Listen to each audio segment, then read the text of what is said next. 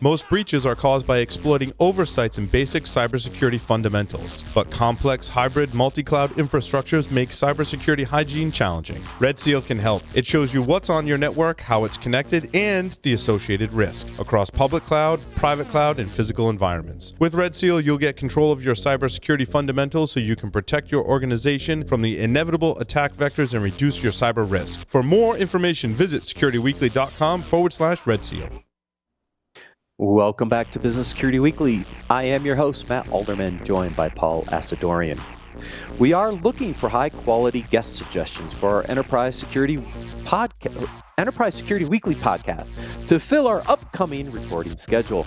We're committed to educating and providing entertainment for the InfoSec community, and we would love to hear from you about who you would like us to interview on that show.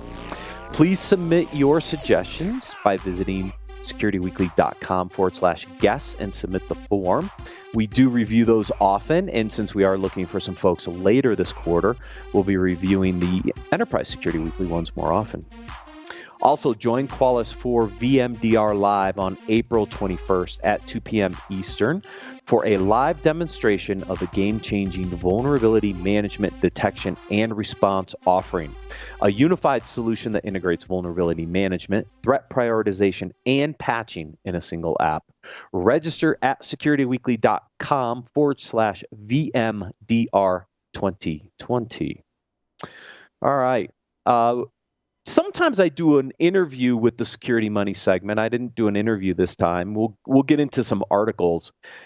Still a lot of interesting articles around managing crisis, some of the effects of the crisis that we're going through. So I pulled some of those leadership and communication articles into this week.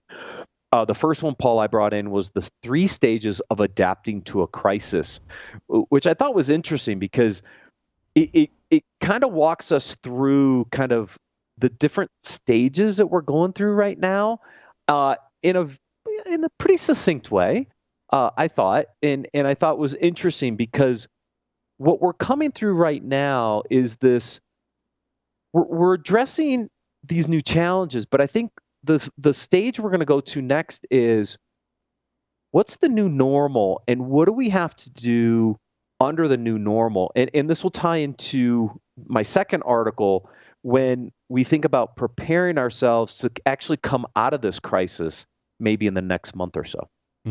Yeah, it's interesting. I think it has forced us to think differently about certain decisions that we're about to make, right? Certain ones, I mean, the train's already left the station, right? Yeah. So like if you haven't prepared for working from home, you know, that ship's already sailed. But interesting, like in our context, how do we, for example, do virtual training in webcasts, right? Now with a lot of these conferences going virtual, and I think coming off of the pandemic, when we are able to go to a conference again, I think a lot of conferences are going to also have a virtual component that is strengthened by this. And so how do you adjust, right? Yeah. No, I mean, I definitely saw the second article really relevant to us as a business, kind of walking through each of these questions, right? To your point, you know, the first question that pops up here is what position can you attain during and after the pandemic? We've been lucky in that we were already set up for remote as a podcast. We would bring guests in remotely via Skype or Zoom. So we were in a position to not really have a large impact to our day-to-day operations, which was good. But if I think about the impact to our sponsors, even to our prospects, this was a major shift for a lot of them in that they weren't quite sure how to handle this whole virtual or digital thing, right? And one of the things I've been doing is having meetings with other CEOs and CMOs really to understand what are you looking for in this new environment? What are the things that Security Weekly can help our potential prospects and sponsors do to continue to stay engaged during the crisis? That's a different position for us. But I wanted to get some of that feedback. And I've gotten some really interesting feedback. And the one big one is this whole concept of virtual conferences. How would Security Weekly, for example, do a virtual conference? I I don't know yet. What I find interesting in along the lines of adapting and then preparing for the changes that are already happening. I noticed this when I was doing Zoom calls with like the family, and then you notice it when you're doing webcasts and other virtual training in meetings. Is at a conference, for example, you can have a hallway conversation with someone. You can have a one-on-one. You can all be together as a group, and then very easily break off into various groups and easily join someone else's conversation and kind of float through. When you go virtual, that's pretty much lost. And I think teachers are struggling with this as well, because you think about, I'll just bring my students in like I do for an in-person classroom to a virtual classroom. Well, it turns out everyone's talking at once, right? And the same thing when you're meeting with your family, right? Like everyone talks at once, and I find the calls end more quickly because you're not all in the same room and you can't move off to the side and have a one-on-one about a specific topic. I don't believe that's translated very well to the virtual world. Now, there are virtual classroom technologies where you can raise hands and all that stuff, but that's a different setting than a training with a conference where there's people literally in the hallway, right? How do you recreate that? Right. I think that's one big thing that you miss is that social interaction. And it could be in the hallway. It could also be at the bar at the end of the day in the evening as well. That gets lost in the virtual side. Plus, now you have to coordinate content from various people. How do you build an agenda around that and bring those people in? I've done enough conference planning for the stuff I did with RSA for the Archer Summit and some of the other activities that we've done. That's not the hard part per se. You need technology to kind of manage people coming in and out and keeping that stream highly organized. But I think it's all the social interactions and all the face-to-face time that is really hard to replicate in a virtual conference environment. For sure. Yeah. It asks, questions about how will your culture and identity change. Ours won't, I think, for us. I mean, we are who we are, which is kind of fun. But I think also I can't smoke cigars at home. Unfortunately, I got to come to studio, and I can't do that right now. You didn't build a cigar smoking room into your new house? Not yet. You need to work on that. What new projects you need to launch and run? I think there's definitely been a lot of reprioritization, right? And so if you're spinning up new projects, you maybe didn't have enough forethought to see changes that are inevitable. But if you did have projects that might get reprioritized, right? Like we were always looking at ways to cultivate our culture and community. So we've moved some of those projects up to the forefront, right? I think Sam and Larry are working very diligently on creating a chat area for our audience, which is something we've had in the past. I mean, we've gone through, in the past 15 years, right? We've had IRC channels and Jabber and forums and all kinds of stuff, right? And I'm like, now I'm at the point where I'm like, okay, can we build something and use something that we'll all pay attention to? And that's happening, which is really cool. And I think that's getting a higher priority now because we're all working from home and all our listeners are remote. And so we're going to use this technology to keep in touch, which I think is important. So you may have to reprioritize. Yeah. And be prepared to make those changes. I think that's the other big thing that's going to come down. I get into that a little bit in my Stop, Start, Defer article down towards the end of this segment, is you're seeing some projects completely stop, others getting kind of started, because all that. Got to be able to change gears, right? Like a lot of the work we were doing for conference planning, all right, put that on the back burner. Right? Yep.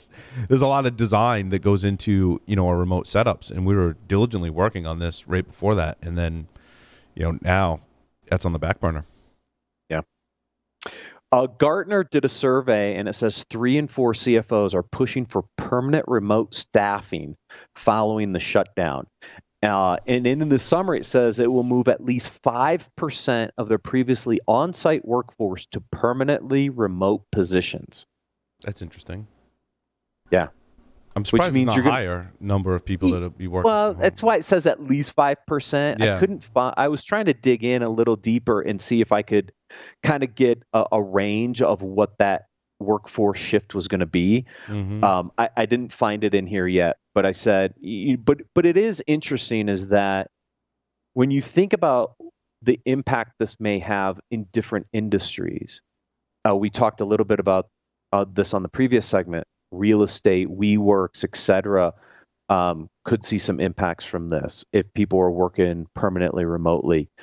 You could see a downtick in on-premise requirements or technologies potentially in lieu of remote capabilities or other types of technologies that support more of a remote workforce. So this could have some really interesting implications, and this may be the new norm as we move forward. Luckily, we're used to this environment to an extent, but this will be a major shift for some organizations. Yeah, absolutely. I think it'll get better too, as kids go back to school and stuff. I mean, of course, there's always the summer, but if you're two parents and you both work, whether remote or not, and you have kids, you do something with them in the summer. You know what I mean? You don't just let them, lounge around getting into trouble. I think those things will get better, right? Because we'll have more outlets and people to watch kids and have a more normal schedule. Yeah. Leading to you being more productive at home is my point, right? Yes, at least we hope so, right? That ties into this working from home shouldn't mean working 24/7, which is potentially a trap, right? If you're home all the time, you might work all the time.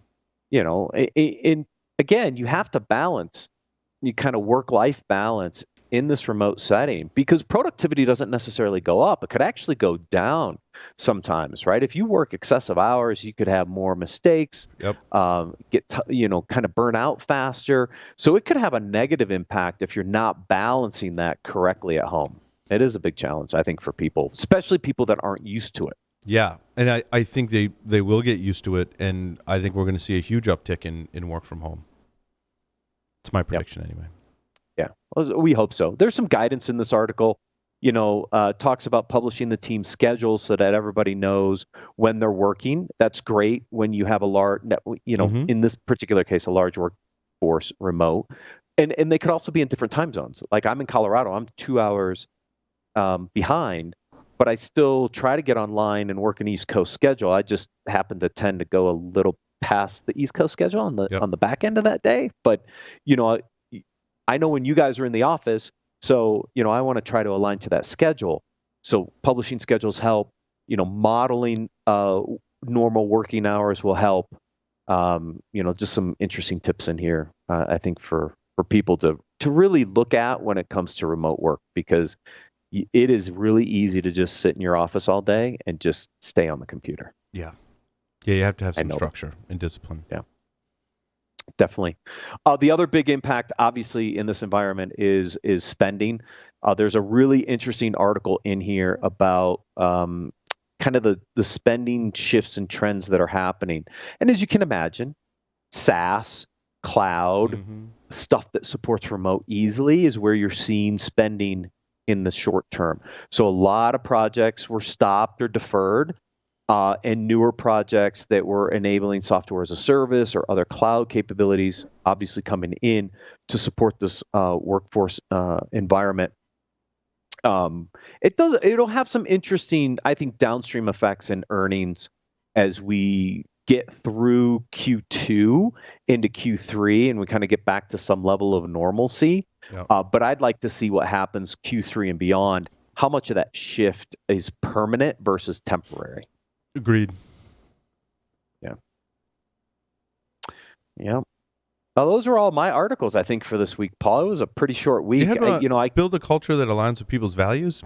Oh, I skipped that one, didn't I? You skipped that one. Oh, sorry. I missed that one. Oh, because I went to the workforce one when we were talking remote. Yeah, I think this one's interesting. This is a good lessons learned for security folks, right? In that is you build a culture, it has to align to people's values. And the first thing that this talks about is improving role fit. And I think this is where security does a pretty bad job. When we think about the people we're trying to hire, the roles that we want to put them in, our job descriptions sometimes aren't very clear about what the roles and responsibilities are. We complain a lot about the skills gap shortage in security, but we also don't write the right job descriptions for the write postings either. And we ask for a lot of things that may not be required. And so the first discussion point here is, get a better role fit, right? Let's do a better job of creating job descriptions and what that role is actually going to do. Mm.